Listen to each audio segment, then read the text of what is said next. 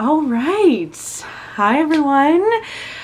If you don't know who I am and you're just clicking onto this page for some advice about exclusively pumping, my name is Anna Higgins. I am a twin mom now of almost 1-year-old girls, and posting on this channel our fertility journey, how it happened, and the journey that it's been.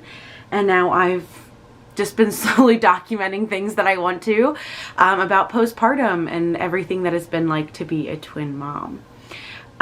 So I have some notes here. So if I look down, that's what I'm looking at. Today I'm going to be talking about how I exclusively pumped for my twins for 1 whole year.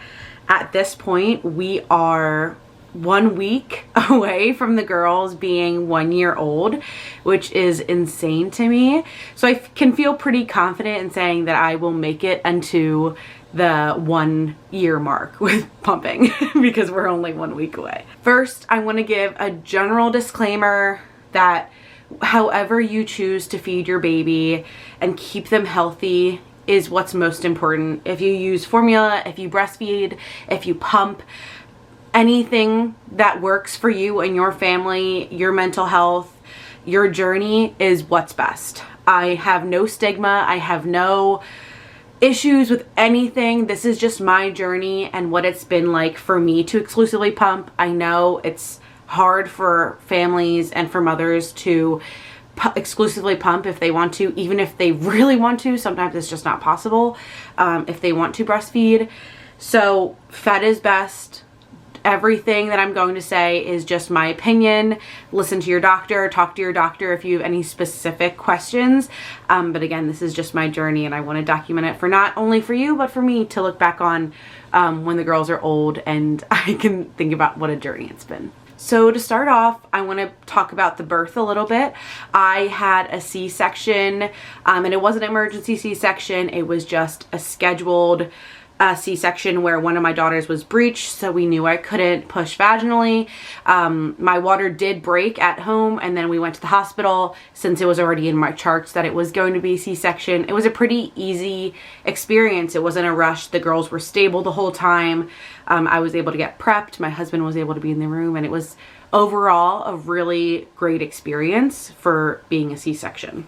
Right after I had the C-section and we were with the girls in postpartum, I got them both to latch right away, which was important to me, doing skin to skin and making sure that they were latched because it was my wish to breastfeed them at the time. So that was something that was important to me. So right away, we put them doing skin to skin. We made sure that they could latch in that postpartum room in the hospital itself.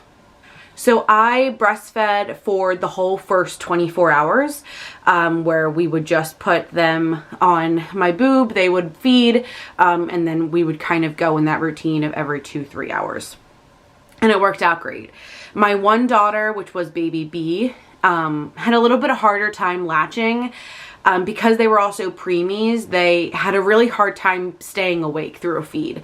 They would kind of doze in and out. We would have to rub them with baby wipes or kind of rub their butts to make sure that they stay awake while they were eating, because a lot of times they would doze off while breastfeeding just with hormones and being so sleepy as preemies. So that was hard as well, just kind of keeping them awake. It was a little bit more of a stressful journey. After that 24-hour mark, I actually began to start pumping in the hospital. We used that hospital grade pump and it was great.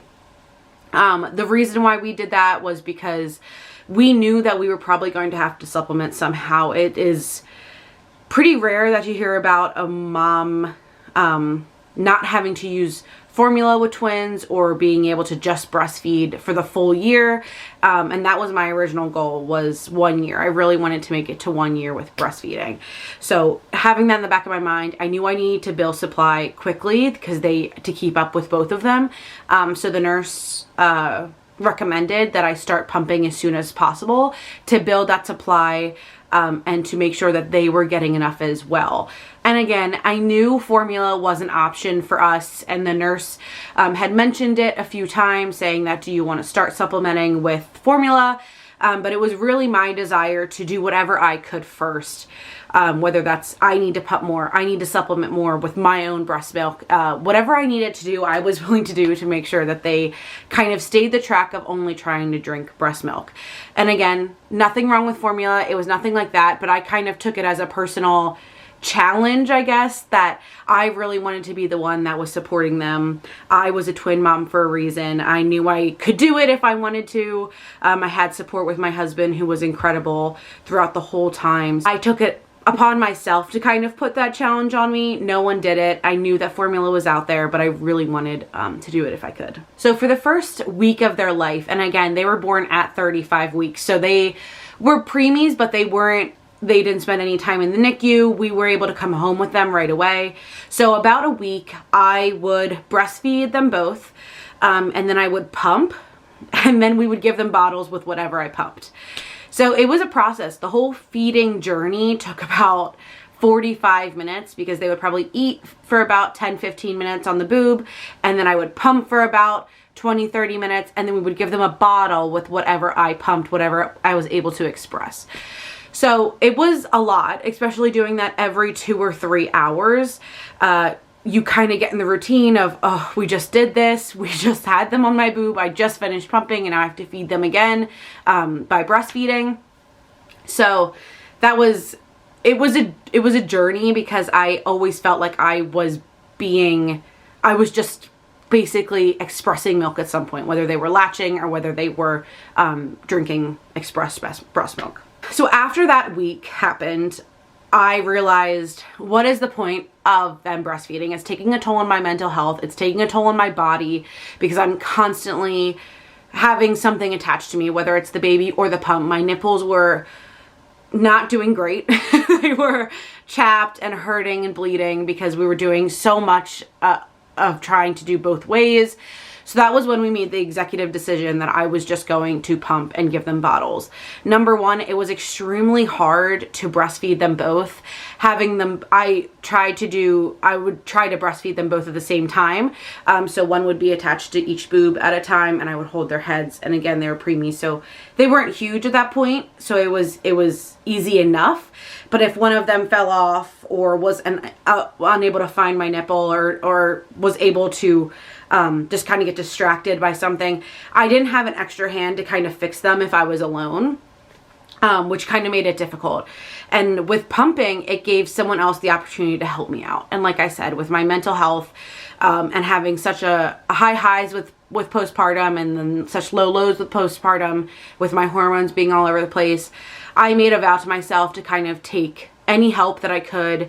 Don't make it harder on myself. It's going to be hard enough, right? It's twins. So if there was something I could do to help me out, let's take it, right? From then, we made the executive decision to I was just going to be a pumper, which is hard. It's a hard decision to make because I did feel some type of mom guilt of, I really wanted to breastfeed them. I really, really did. It was something that I had heard that wasn't going to be possible with twins. And then some people I would talk to who were twin moms say that they did breastfeed. And so I had this kind of compare and contrast in my mind of, well, if they can do it, I can do it, and vice versa. So it was hard. It was a hard decision and something I kind of had to gradually let go of just how much it was taking a toll on my body and on my mental health and how much time it was taking out. Every time I was sitting there pumping after breastfeeding, I just wanted to be with the girls, and it was taking time out of my day that I could be doing something else. So after we decided that I was going to exclusively pump, again, that gave the opportunity for me to feed one baby and my husband or one of our mothers or a friend or another family member, whoever was there at the time helping, to also help feed one baby. And that's actually something that I really thought was beneficial. Other people were able to bond with our babies. It gave them a unique opportunity to help when, say, I need to go take a shower or my husband needed to go run out and do an errand. If someone was there with me, especially when they were newborns, it was easy enough to just have someone else help me. And again, I think that was something that I overlooked in the beginning because I had the mindset of, I can do it, I can do it, I can do it, I can do it by myself. And instead of just kind of taking it in and realizing that it doesn't have to be as hard as it is something that I think in the end ended up great, because again, other people could bond with our babies and had that unique experience of feeding a baby, especially such a tiny little newborn. You see their eyes, you look in their eyes, and it's just such a special experience. As far as schedule at that point, when they were about 0 to 4 months, we followed the every 3 hours rule. We did midnight, 3 a.m., 6 a.m., 9 a.m., 12 p.m., 3 p.m., 6 p.m., 9 p.m., midnight. And then that kind of rotated until they were about 4 months old, and then moved into their nursery. How we would handle it at nighttime was I would feed the girls the previous pump's milk. And then I would pump, and then my husband would wash the pump, and then we would do it all again. How we would do that is I would feed the girls with my husband. I would pump for the next feed, and then my husband would wash all the pump stuff. So that way it was ready for the next feed. So we did that again until they were about 4 months old, and it was...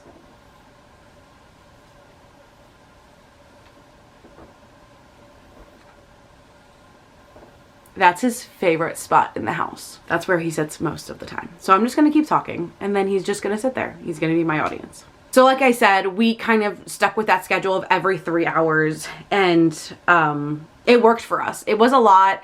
We were very sleepy, and the girls were still in our room, so I had to get up and stay up a little later than even when they went back to sleep to continue pumping for that 30 minutes.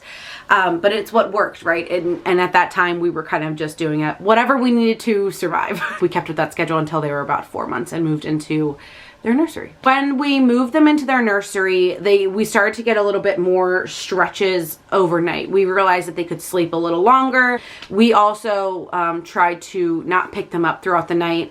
If they were unhappy, we would kind of stick our arm, pat them on the butt, wait for them to fall back asleep, give them a binky, whatever we need to do. So they became really good sleepers. They learned how to self-soothe. Our one daughter sucks her fingers. Our other daughter uses a binky.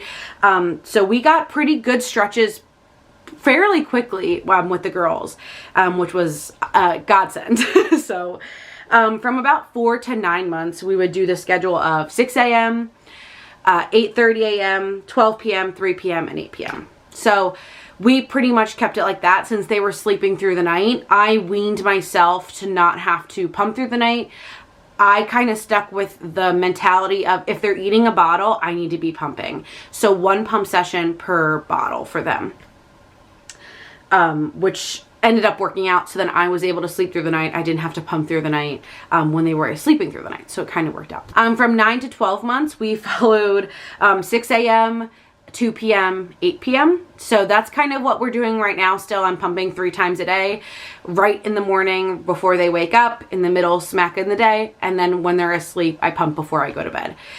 So right now we're doing like 7 to 8 hour stretches of not having to pump, and it's been working fantastic. Once they turn 1, I'm going to slowly start getting rid of that 2 p.m. pump, and slowly probably how I'm going to wean myself off of it is probably moving down from 30 minutes to 20 minutes to 10 minutes to 5, and then kind of hoping that it dwindles out that way. That way I'm only pumping in the morning before they wake up and at night before we go to bed. And like I said, the kind of rule I've been following is 1 pump per one of their feeds. So right now they're having 3 bottles a day because we moved down since they're eating a lot of real food. We do 1 bottle in the morning, 1 bottle in the middle of the day, 1 bottle at night. So that's kind of how we've been handling it. If they're eating, then I should be pumping as if I was physically breastfeeding them. That was my mentality of if I'm not physically breastfeeding them, then I'm pumping to give them that express milk. All right, and now since we went through my general history of pumping and how we kind of got to this point of 12 months, I just wanted to give a few tips and tricks I've learned along the way. is number one is the fridge hack. I know they also say to not do that so quickly. Like I said, for that 0 to 4 month range, we didn't use the fridge hack. We washed the pump stuff every single time after I would pump. We never let it sit in a plastic bag in the fridge until they were kind of a little bit older. And another tip is that always have your husband wash the pump stuff as much as you can. I know that not everyone has great maternity leave or paternity leave, but if you're going to be an exclusive pumper, it is amazing to have someone kind of take care of the washing of it all. If you're pumping, have your partner or whoever you're living with take care of the washing. The pump stuff is a lot of the brute, and that's why exclusively pumping, I think, is a little bit more daunting, because it is so much more cleaning up, right? Like instead of having bottles and pump stuff and all that stuff, breastfeeding, you literally are physically, you don't need any equipment. It's what you have. Just to go into a little detail, if no one knows what the fridge hack is, and maybe this is the first time you're hearing about it, is you will literally take off the pump stuff, the plastic part, not the monitors or whatever you need to, the plastic pump stuff. You would put it in a gallon bag or a Ziploc bag or whatever you have, and store it in the fridge until your next pump. We tended to wash the pump stuff every second feed. So we would pump once, pump twice, and then we would wash it. And then as they've gotten older, now we do it once every 24 hours. Now that they're licking the floor and licking toys, now that they're almost toddlers, I feel like there's almost not a lot of risk of washing it once every day, and using the fridge hack more. That is one of my biggest hacks, is that if you have to wash that pump stuff all the time, it gets pretty daunting if you constantly see something in the sink. Bottles, that's a different story, because you have to feed them with bottles, and there's a lot of bottles, especially with twins. We have, at one point, I think we were washing 12 bottles a day if they were each eating 6 times. So that was a lot. But again, use your partner, utilize people that are willing to help if you can, to take a little bit of the burden off you. Going into a little bit more of a subset of the fridge hack is to also use the pitcher method. So for those who don't know what the pitcher method is, it's kind of what I was talking about earlier of using that next pump, this pump's milk for next pump's bottle. So as they start to get older, you can use, start storing your milk and get a literal pitcher like you would use for like a lemonade or whatever. They make one specifically for breast milk, but you don't need to buy extra stuff if you don't want to.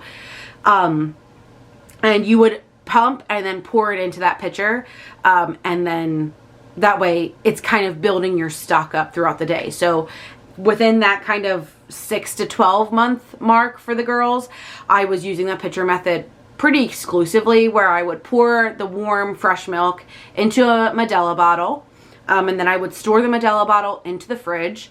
Once it got cold, I would pour that milk into the pitcher with all the other cold milk, and kind of use that. So we would use it as whatever's in that pitcher is made for that next day. And then we would pour those into the bottles according to the day. And then we would wash the pitcher and then kind of start over. It was constantly, you're filling the pitcher for the next day. And it's nice because you're not worried about today's bottles, you're worried about tomorrow's bottles. It kind of relieves that stress of having to pump exclusively for that day. My last hack, if you can call it that, is that you want to use a hands-free pump. To be an exclusively pumper, where you're kind of stuck with a wall pump, I can't even imagine that. If you do that, you are a hard worker. You are crazy for that. In the nicest way possible. That is such dedication to not be doing anything else while you're pumping. If you're stuck on a wall pump, it's going to be really debilitating on what you can and can't do throughout the day. So I use the Mom Cozy M5. I have loved them. I have bought a few of them at this point, just because you eventually run out the motor. Those hands-free pumps are not meant to last if you're pumping 5-6 times a day, because they're only meant to be when you're working or when you are away from the home. But I exclusively pumped, so I was using that for everything. The reason that I love hands-free pumps is, again, it's obvious, but you're able to get up, you're able to do things. If your girls are playing on the floor, if your babies are playing on the floor, you can sit next to them while you're pumping for that next bottle or for using that pitcher method. If your husband or your partner is watching the babies or baby, you can be doing the dishes and cleaning up the bottles from the last feed. It kind of opens up that you don't have to just be sitting there. And I can't tell you all the places my pump has been with me: weddings, funerals, work, everywhere that I've gone, wineries, anywhere that I've gone, I've taken my pump with me. So that way I don't have to be stuck to the house. I don't have to be stuck to the wall unit. I don't have to be kind of planning my day around the pump. If I bring it with me, I'm able to do it wherever, whenever.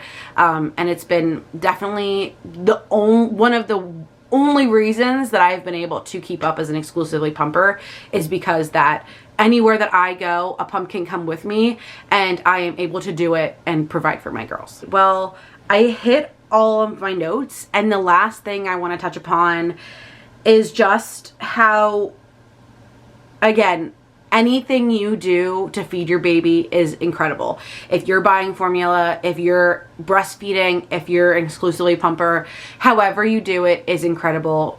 Moms and parents in general, but specifically moms, have the hardest job in the world of making these decisions that are going to impact your children, and you're in charge of someone else. It's hard to be the sole decider, and of course the parents and the dads can make those decisions too, but it really feels like it falls on you as you're the supplier. So I just wanted to talk a little bit about mom guilt and how, like I said in the beginning, I've really made it my goal to breastfeed for a year when I first started out. And I think that is an extremely hard goal to hit for a lot of people for a lot of reasons. In the US, we don't have great maternity or paternity leave. And that's a big reason too. If you have to start going back to work, some jobs and some career paths aren't really supportive of lactating mothers or lactating parents. So it's hard that in the middle of a meeting, you might feel your boobs and go, oh my gosh, I really have to pump. When I have to jump out of this meeting, I have to do things. It's really hard, right? So I didn't want it to come across like I don't understand how incredibly grateful I am to now be in a career, in a job, with my husband who's very supportive, a family who's very supportive, that I was able to do it for a year. Do I think I'm going to be going a little bit farther than a year and going a little bit farther than my goal? Maybe, especially for the morning and evening bottles when we're just sitting on the couch and I'm able to pump before bed. Maybe. And thinking back on where I started with this whole journey and not even wanting to use any formula at all, and now we supplement when we need to.